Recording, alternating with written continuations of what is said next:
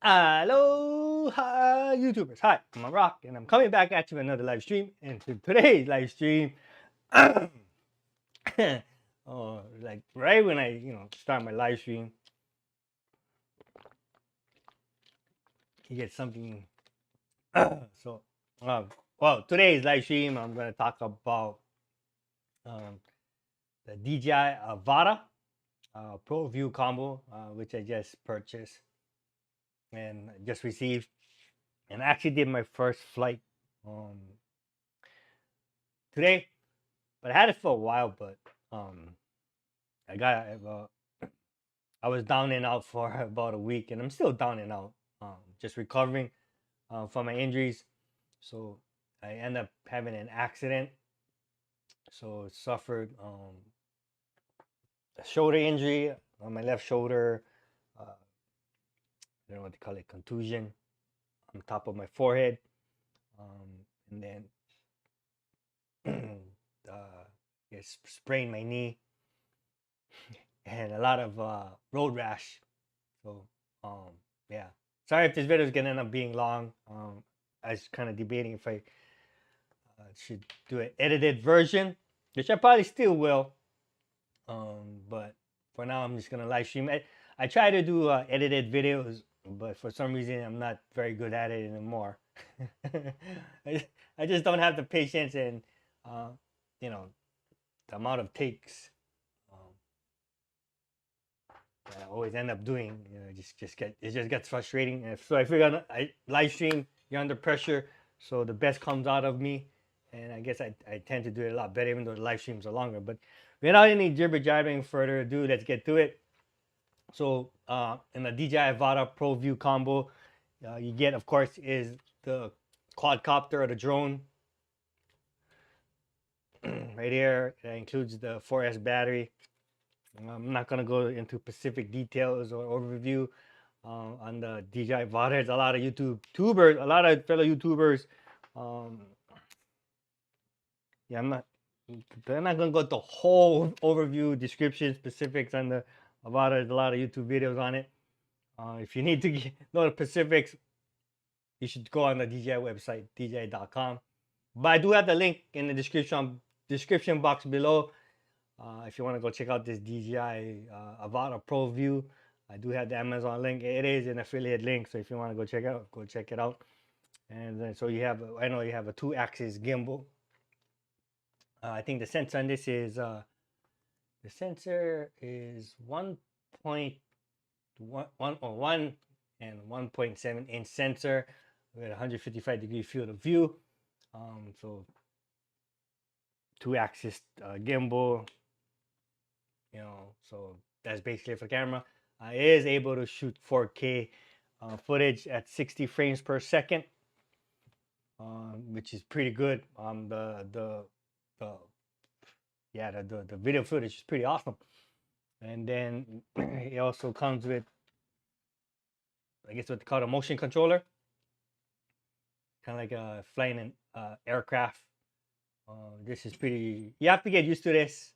I can see why they put this in the DJI Avata, because it is actually better for someone who is a novice or a beginner and trying to learn FPV. And I think this is way better.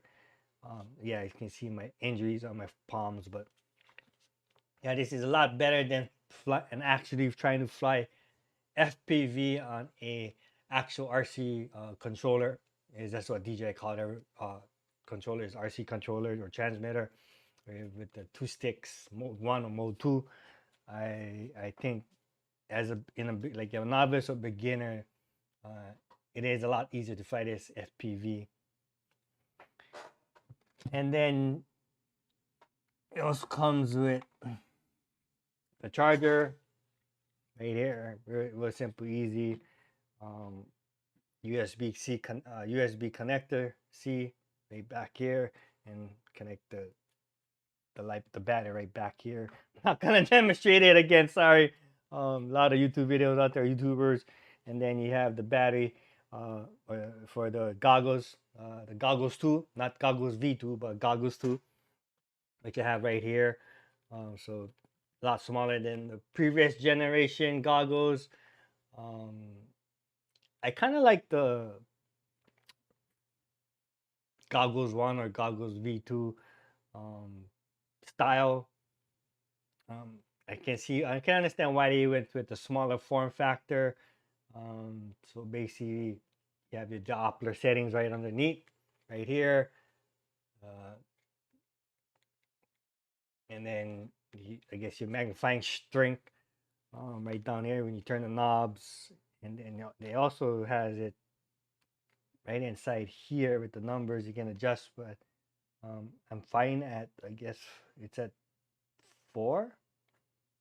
And it has a proximity sensor right inside. So when you put it on your head, uh, uh, you get the live feed or the FPV feed from the transmitter. And then it comes with a uh, protective to block out the sun, so that way you don't burn your lens or you burn your goggles or destroy your goggles. And then you have a USB-C connector right here. So this is and then your battery connector right here. It does come with this connector. Connect it right into here, and then there's a lock right there back here, and you can lock it again like that. They did it off camera, but yeah, real simple. And then you also have is you can connect put a USB a micro SD memory card right in here. It's recommended to use U3 V30 U3 V30 style or capable um, micro SD card. Basically, can it can write fast. I think about 100 megabytes. Not too sure. I think that's yeah about at least 80 to 100 megabytes per second. And then I'm not too sure why they have a headphone jack in here. I don't think this DJI Avata has a microphone, so I don't know what what you're recording for audio. I could be wrong. If anybody knows that it does have a microphone that I couldn't find it in the settings, please comment below. What else? And then it has built-in fans, and then you have your touch screen right here to control your cursor in the goggles, to adjust your settings or whatever adjustments you need to do. And you have your 2 antennas right here. Previous one, or the original goggles or goggles V2, they had 4 antennas, but this one just requires 2 now. Or just only has 2. And I think that's basically it for the goggles. Oh, and it has a built-in OLED screen, which is awesome. Very clear, high definition FPV feed or live feed. Very clear. Probably the best so far I've seen in I've been in FPV. So yeah, that's basically for the goggles. And then if you need, this is I guess adapter USB type A, I would think. I don't know, but if you don't have the type C to C connector, so this is like kind of like an adapter. And then I guess you have your bottom sensors here it will let you know your height or your altitude, or how far you are from the ground. Height, altitude, same thing. And then you have your micro SD card slot right here. I need more lighting, so I'm doing this at the dark. And then also you can use a USB-C connector, and I think that's about it. And then I guess 2-axis gimbal already shows that. And then yeah, I think that's basically it.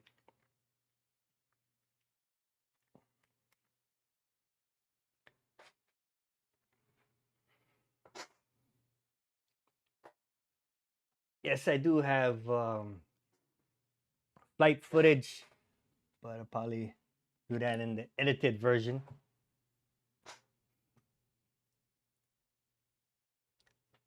Hey Jose, how's it going? Bonjour. So I'm just gonna give you my initial thoughts and first impressions on this DJI Avata.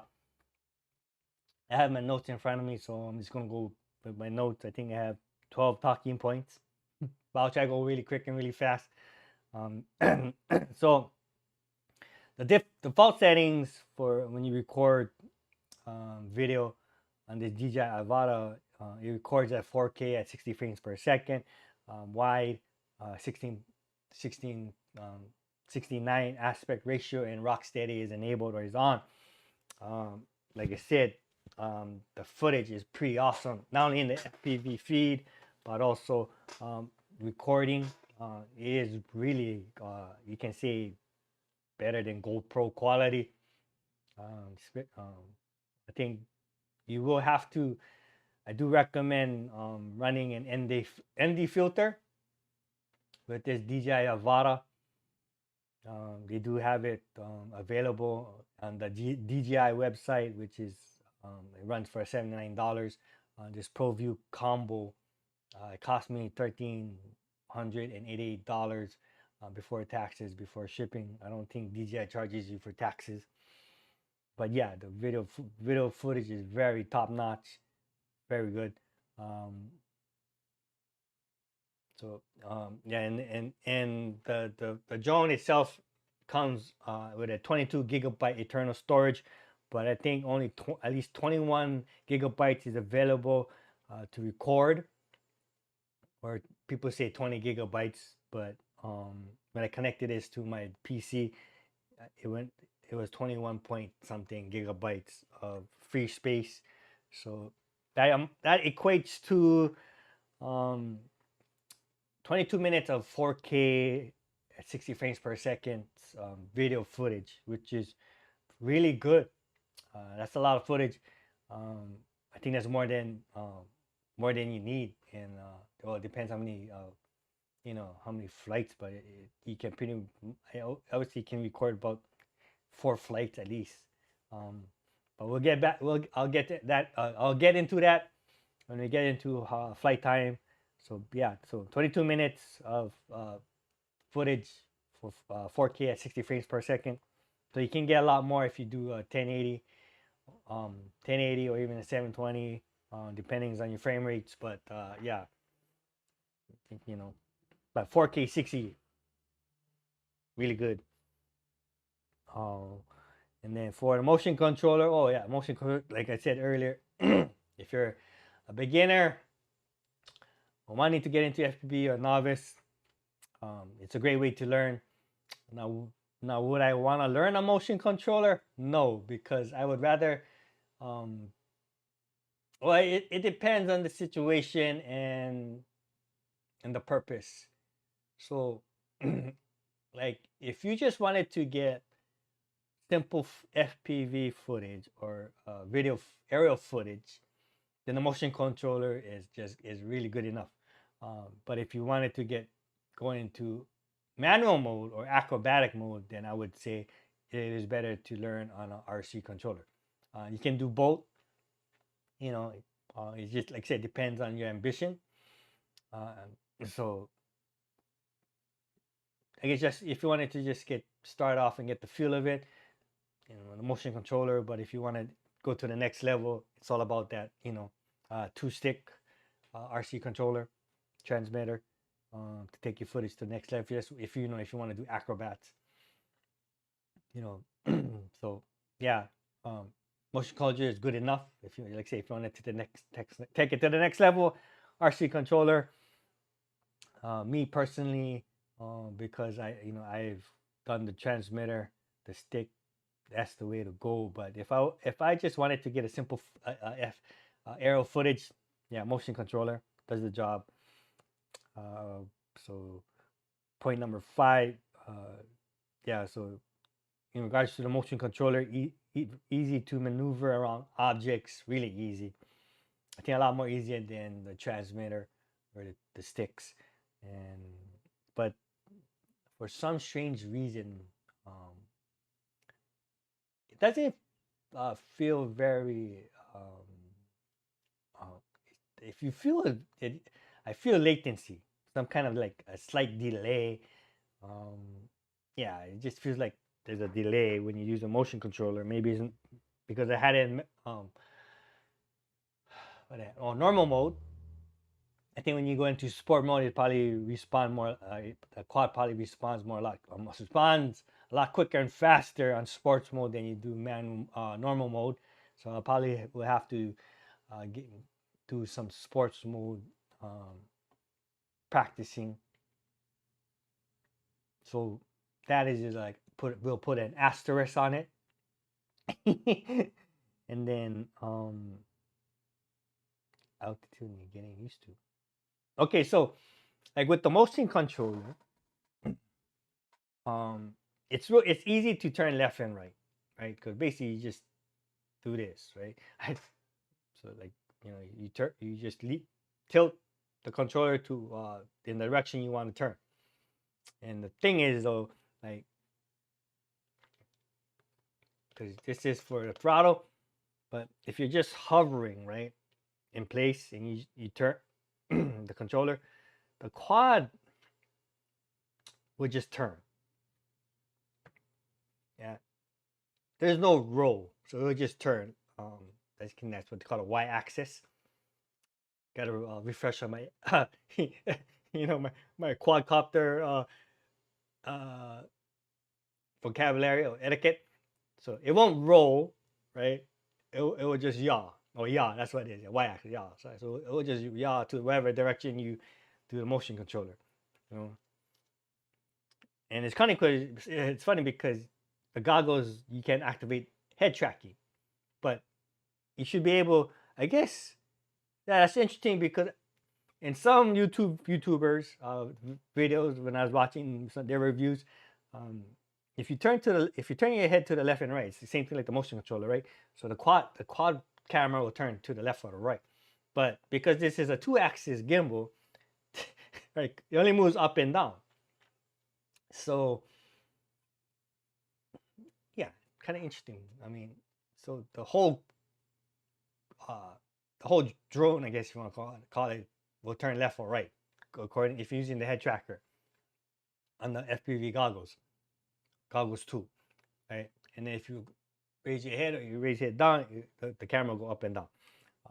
If the head tracker is activated, but but if there's no head tracker activated, again, if you whatever you tilt the direction you tilt the motion control, that's where the quad will turn.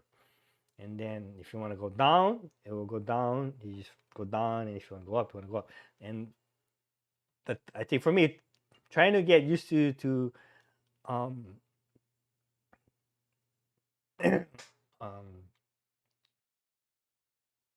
guess gain altitude on the quad.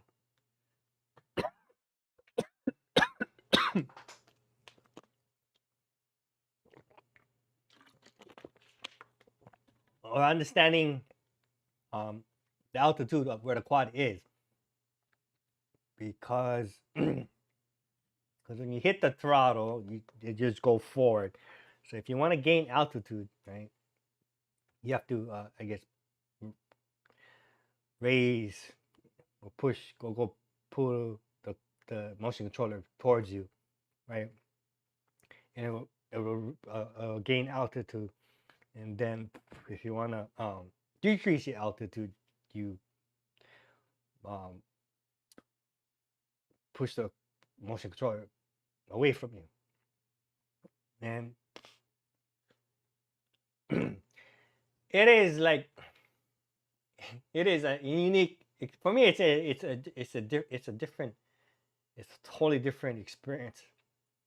I mean, it's how they fly airplanes, right? It's the exact same way, right? They just have their right. So they have their throttle on one hand, and then their pitch and yaw in one, or the roll. It's depending, right? but but I think that when I was flying this, the difficult thing was I don't know how to put it. It's easy to turn left and right. That's no problem. But trying to I guess keep the quad level or consistent at the same level, because any slight motion, the quad will yeah, because it's because it's not like it's like because it's just it's out there freely on your hand, right? So any slight up motion or motion the quad will slowly climb altitude or slowly decrease altitude. And I mean, it does show you in the goggles your how far or how high your the quad is from the ground in meters. I think you can change that in the settings, but I think the default setting is in meters. So that was kind of trying to get used to, because you're so there's so much going on in the goggles, right? And trying to maneuver and get the quad to where you want to go, and you're also looking at that I guess altitude measurement, determining how far the drone is off the ground, or the quad is off the ground. That's a lot to go by. And then you have I guess there's supposedly it's a crosshair, but it's not a crosshair. It's a small little circle, and that's wherever you point that circle, that's where you want the quad to go.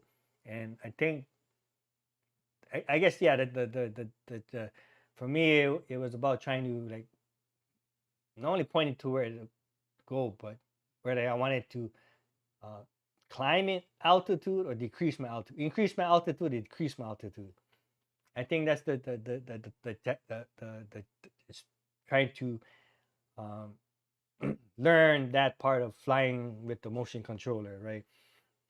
Is you want to go straight, but at the same time, because with the sticks you can maintain altitude by your throttle and the angle of your quad. Here, I guess you can just hold your throttle and go, and it will just stay in the same way and just go straight forward. I guess that's why, because you hold the throttle. But like I said, like any slight movement, you know, you gain or decrease altitude. But other than that, it should be pretty easy. It's pretty easy. I guess it's just getting used to the motion controller, which was my very first time using the motion controller. So, yeah, and then so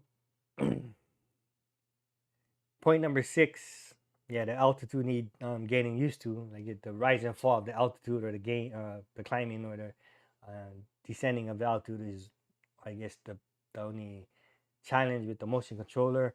Um, Again, the battery, DJI claim you can get 18 minutes of flight time. That's a lot of that's too long. Flying FPV more than 3 minutes is too long. Some people can do 5 minutes. I think 5 minutes is maximum, especially when you're doing acro or freestyling. Yes, bad things can happen if you fly more than 3 minutes, because yeah. From my experience, you just tend to take more risks after 3 minutes.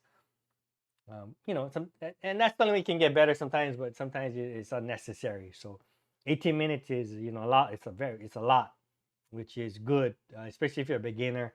To me, this thing is not, this Avata is not, uh, you can do freestyling, but I think it's more to capture uh, that shot, that one shot, right? That, like if you wanted that one shot, that's what this thing is, or that one great FPV shot where, you know, this size drone is only capable of. So yeah, 18 minutes of flight time. Um, so yeah, so you could get easily 5 minutes of hardcore flying. Probably a little bit longer, but like I said, anything over 5 minutes, that's like, yeah, you're treading into bad things is gonna happen. and most likely you're gonna crash. Um, point 0.9.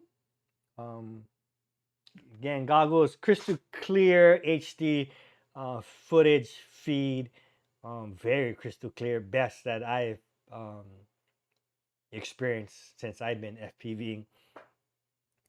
OLED screen, like I mentioned earlier. Um, and then one thing I didn't notice is in the FPV goggles, it didn't pixelate. There's no pixelating. Didn't experience any pixelating. It was just pretty solid HD footage, so which is good. I know in the DJI original FPV goggles, I don't know about the V2 because I didn't get the V2s, but the first DJI FPV goggles and the original air units, even the Cadex, I would notice, I would get pixelating in the goggle footage, not only in the goggle footage, but also in the video footage. Here, both the goggles and video footage, no pixelating. Like I said, crystal clear, great footage. So 10, is it for a beginner? Yes and no. Like for me, if you wanted to get into FPV, I would start off with the micro drones and learn on the sticks. And FPV, drone racing, freestyle, it has come a very long way in regards to technology. And I'll probably go over that in my conclusion. But yeah, for a beginner, yes. But at the same time, if you're gonna spend this type of money, I would start off with an HT micro quad. But it is something good to have in your repertoire. And this is what basically what I'm gonna use it for, is just to, because it's an easy setup and you can get in the air real quick. You probably could do that with with the Cinewhoops, but then you don't have to mount a GoPro camera or any action camera on this. It's already built into the quad, and that was my whole logic in thinking of getting this quad and spending the money. And I knew I was eventually get the FPV goggles too, the DJI FPV goggles too. So I said, might as well just get the quad, um, just to have it in my repertoire. Um, I mean, I'm hoping to take the videography, cinematography, and photography very serious from here on out. So invested a lot into that. So yeah, something that is good to have in repertoire. Would it be my go-to? Probably not. Or go-to FPV drone, or record some FPV footage? Probably not. Um, point number 11. Yeah, I recommend the micro FPV drones if you want to get started. Um, you know, hey Jose JT, la S bonnet video es bonnet chené à tous.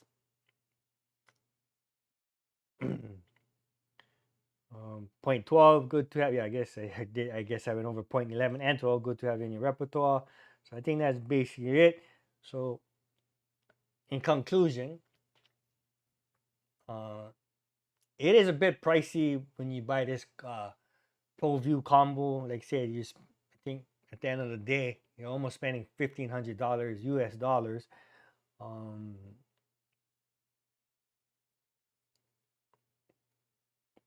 yeah, that's a lot. Um, I wanted to get the DJI FPV controller too, but they don't have it in stock. It's in back order, I guess. Um, because you can do manual mode and acros with the FPV2 controller, but I mean you still can do it in manual mode with the motion controller, but you can't do the same maneuvers, hardcore flying, But yeah, um,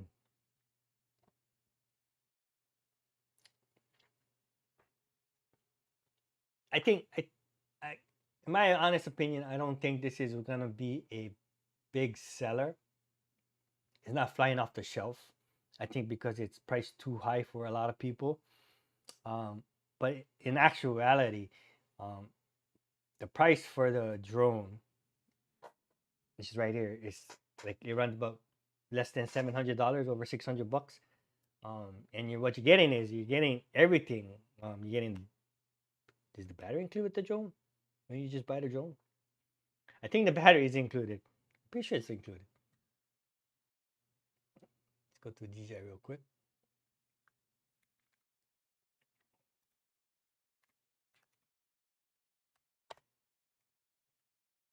So when you just buy the drone, does it come with the battery? Just the battery.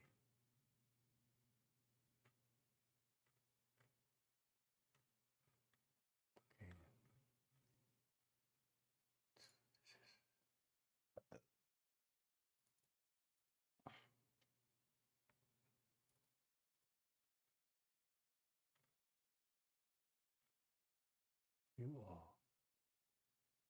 Okay, so so just for the drone itself, it's priced at $629.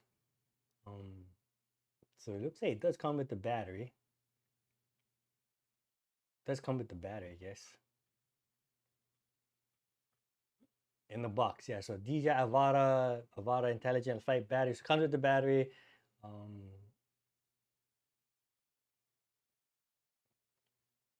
6 propellers, power adapter, gimbal protector, Type C connector, and then screwdriver and screws for the yeah. So it comes with the battery. So yeah, actually, it is a great. That's pretty remarkable. That's a great deal just for the drone alone. Because even if you was to build one, something very similar, it will cost you easy $800 to $1,000, and that's including the action camera. And depends on which one you get. You know, yeah, easy. Well, I mean, yeah, because you have to, because when you build one, um, and the price of electronics for FPV drones nowadays is super expensive. But you have to take into account that because you're getting the battery, it comes with the battery, one battery, and you don't have to buy an action camera. So I mean, if you was to build a drone, it would easily cost you $300 to $500, right? Um, to build one from scratch, probably more. Then that's lowballing it, and then you have to include the battery, lipo battery, um, and then a lipo charger, and then the action camera. So just the lipo battery alone on a 4S, you can easily spend about $50 to $100. The charger is another $50 to $100, and then action camera $300 to $500, depends on which action camera you buy. You know, GoPro 10, you're looking at $300 to $400. Um, Insta 360, easy $500. So yeah, I mean, and then they're coming out with the GoPro 11 and the GoPro 11 Mini.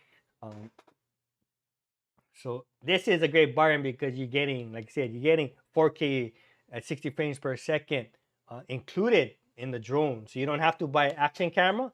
People who bought an action camera and put it on top of this, I have no idea why you're doing it, or why people do it. Um, Yeah, you don't need an action camera, and say you don't have to buy a lipo battery. It's already included. So it's $620. It's probably at that price point, compared to if you was to build one from scratch and you add the lipo battery and the lipo charger to the drone, and including the action camera. Yeah, that's pretty pricey. So yeah, but like FPV drone racing freestyle has come a long way. I mean, if you know the term, if you're familiar with the term blackout, Naze 32 Open Pilot, what is that guy? What is one programmer called RoboCop? Is his name RoboCop? I forget what that dude's name, but yeah, if you put blackout, an H-32 open pilot. You've been in the FPV game since the beginning, since the seed. So and people who's getting into FPV this day and age, they're very lucky because technology um is so awesome. You know, it's real easy and simple. Not, I mean, to build an FPV drone is real easy. Anyone can do it if you as long as you can solder. Nowadays, it's pretty much most of the electronics is plug and play, and and and to find and tuning, PID tuning is pretty much zero PID tuning. I mean, these flight controllers out of the box are, the PID tuning is pretty good, and then once you get better at flying FPV drones, um, you can tune your PIDs to your style of flying. Because when I first started, PID tuning was all about um, making sure your motors or your drone don't oscillate, right? Shake, and if it just flew smooth right off the rip, you had a great PID tune. And then and then and now, as technology got better, software, hardware, processors, better processors, now it was able to tune your quad to your particular piloting skills or your style. Because quads didn't oscillate right off the start. Oh, didn't oscillate. They just fly smooth right off the. And I think the biggest, I think the game changer was KISS. Yeah, KISS flight controllers in the F3 boards, or you know game changer. It really did a lot of good for the FPV community. But a lot of people are taking advantage of FPV and turning it into a job opportunity, financially, and which is great for people. But for me, FPV was just basically a hobby for me. You know, yeah, I never really, thought about going into, you know, I mean, at one point I did try to study for my Part 107, but life got so busy, I wasn't able to take the test, and maybe one day I'll get my Part 107. But there's too many things in life that is not a priority. Because I also saw, it was Part 107 was the first part, and then I knew that they were gonna have all these regulations with drones, so I just didn't want to deal with it, and I guess that's kind of like it kind of killed the passion, right?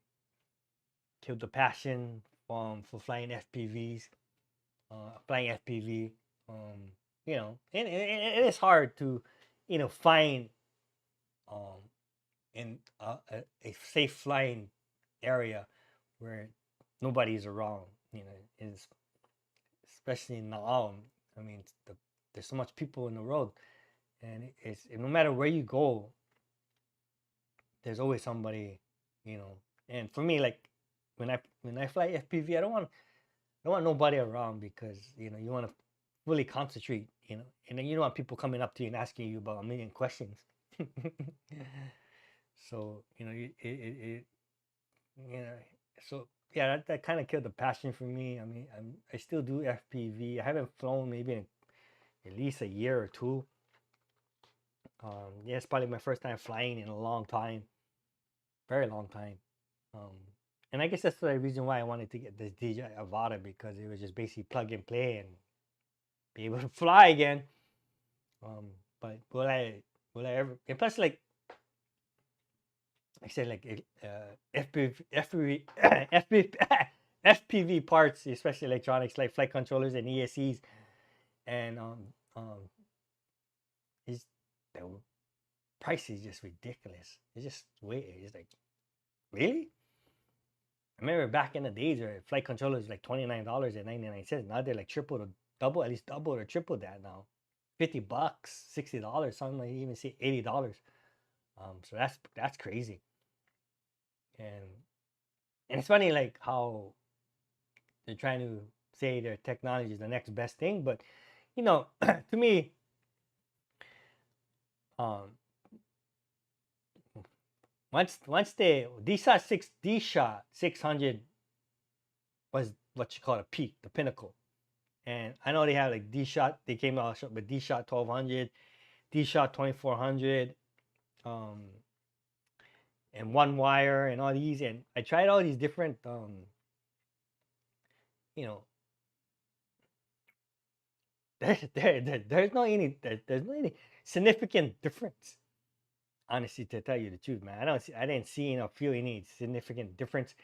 I like after DSA 600, it was like the pinnacle. It was like, oh yeah, this you knew was coming from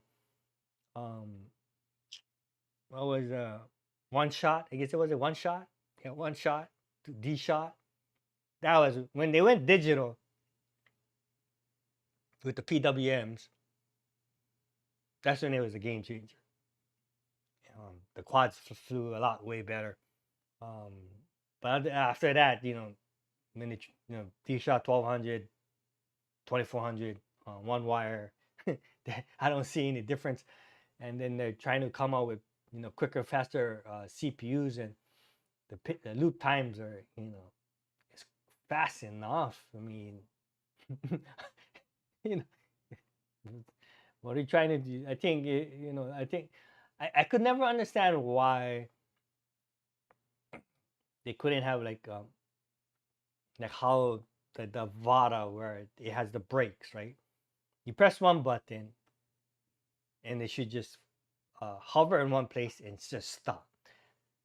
And I think like a fail-safe feature for quads. It's like, I guess because in order to do that you need GPS or GNSS, right?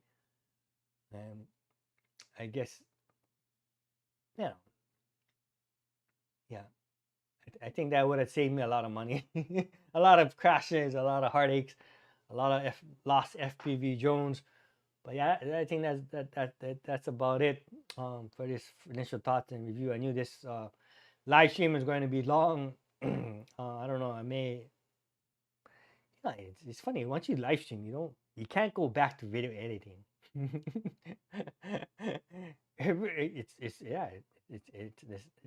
It's totally different. But anyways, that's it for this live stream. Thank you, Jose, again for joining the chat. To my next live stream on VOD, take care and aloha. Shaka. And I'm out.